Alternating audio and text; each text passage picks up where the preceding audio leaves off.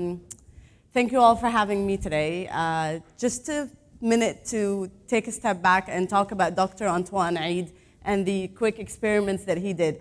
I personally enjoyed them all. Which one was your favorite? Fiona? The horse one? That's actually a great one because it ties really well. So the horse was particularly interesting for me because of the fact that it spoke about how adults are now limited, right? We're all in boxes and we're all seeing things in a very streamlined manner because we want to get to solutions faster and make more with, do more with less. And I thought that was particularly interesting because I was having a chat with our HR director who spoke of the concept of comprehensivism.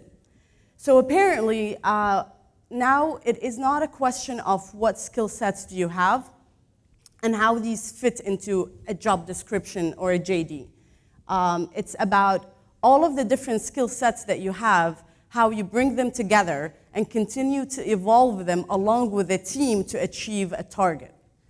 Now, how is this related to communications? It's actually quite related if I manage to get to my slides. Okay, 2 more minutes.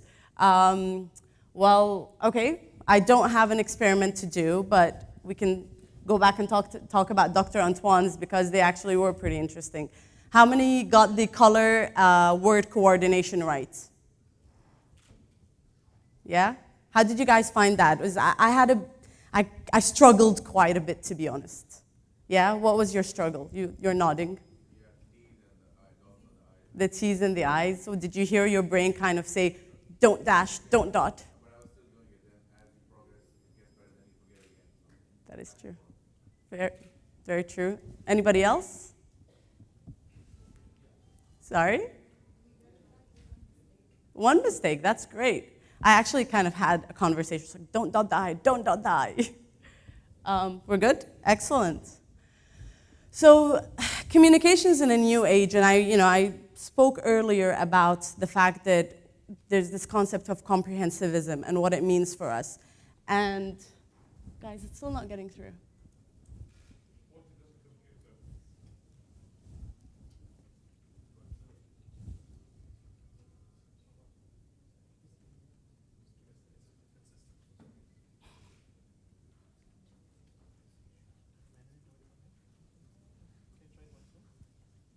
No.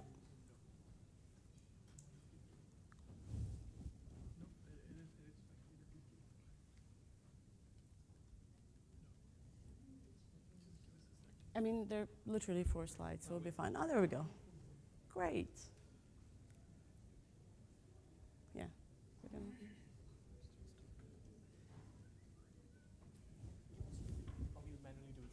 Okay, sure. Sure. So can we just go to the first slide? Great. So.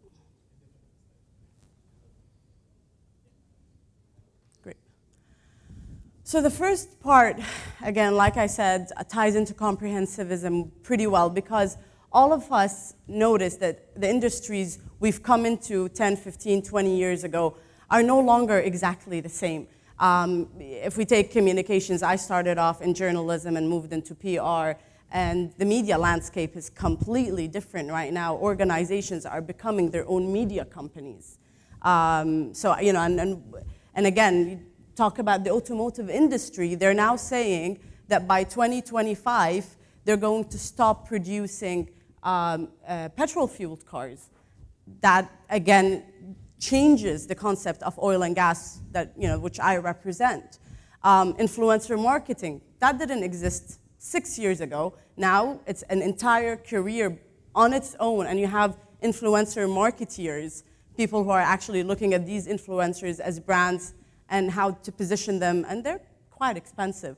So really, our industries are completely evolving. And what does that mean? That means that as communicators, we have to evolve with these industries. And I'll speak about what can be done to evolve in a little while. The second point, which I'm not here to speak of the importance of digital platforms. That's something that the entire world, or one of the few things that the entire world can agree about today. Digital platforms are here, they exist, they're very important. But what does that mean for us? It means that accuracy is no longer so important because everybody has a voice. You don't like what Do has done to you? Tweet about them. I'm not happy with McDonald's service? Why not post about it? I'm happy with something, I'll write a good review, right? As a matter of fact, one of my good friends is one of the top reviewers for TripAdvisor in Egypt. And let me tell you, he is set. Every hotel we go to, he's immediately upgraded. So, you know, it's a matter of perception now. So as communicators, we're thinking, wait a second, he just tweeted about me, but that's inaccurate. What do I do? We'll talk about what we can do later on. The second piece to digital platforms is measurement. And the good thing about digital is that there's analytics. Mike was speaking earlier about how you can target a specific person in a specific city through Facebook. That is indeed true, and we can measure that. So the return on investment is easier to measure now, but there really is no equation. It's an area that I've been particularly interested in for about a couple of years now, and there's no equation. There's an approach that I'll share with you, and of course, you know, you're free to tweak as you see fit. The third point is trust. Now, I don't know has anybody heard of the Edelman Trust Barometer? Okay, so Edelman is one of the world's largest PR firms, and every year in the World Economic Forum, they announce the results of their Trust Barometer. It's a worldwide research that looks into trust through different categories, so government, industry, technical experts, peers, media, and like I said, it's global, so it looks into different markets. And everywhere in the world, over the past 3 years, trust has been declining in government, in industries, CEOs particularly, in media as well, because who's to believe who's saying? Everybody has their own agenda. So trust has been declining. Fortunately, we work in the only country that is included in that research where trust in government has been on the rise. And this is something that is, like I said, published globally at the World Economic Forum. So it is trusted, it's a trusted resource of information, so to speak. So really, trust is the currency of time.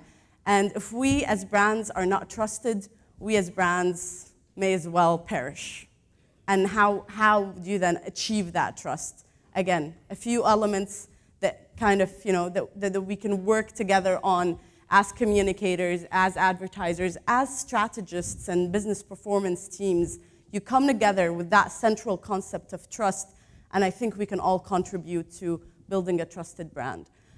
Lastly, youth. And the reason, going back to the HR director that I speak to, I like to make friends with HR, right? They're important.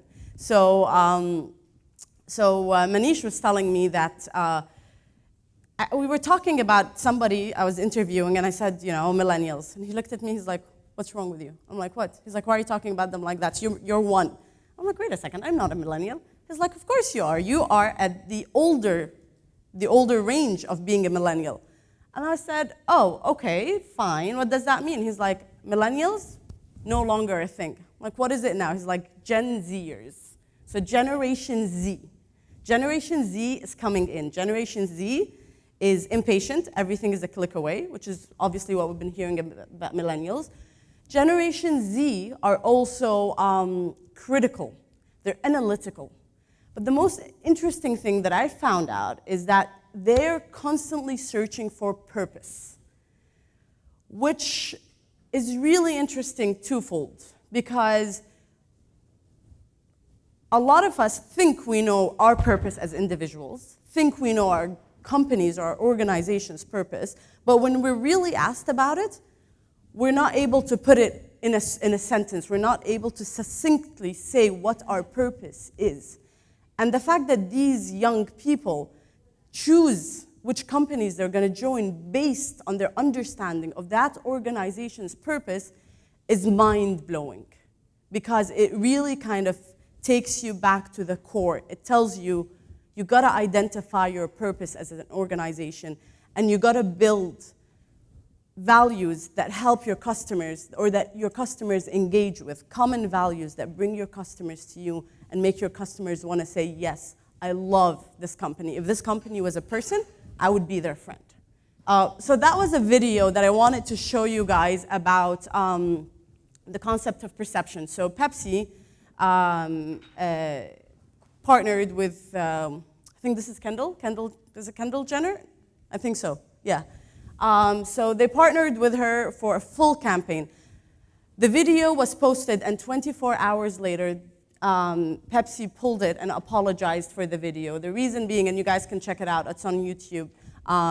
The reason being is that the video was seen to bring people together in harmony and to kind of encourage peace, but a lot of those who watched it perceived it as an exploitation of the Black Lives Matter movement.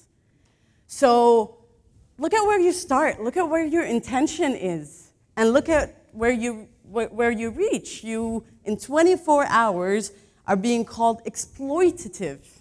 Right? How many of us here think that's negative? How many of us want to be friends with an exploitative person?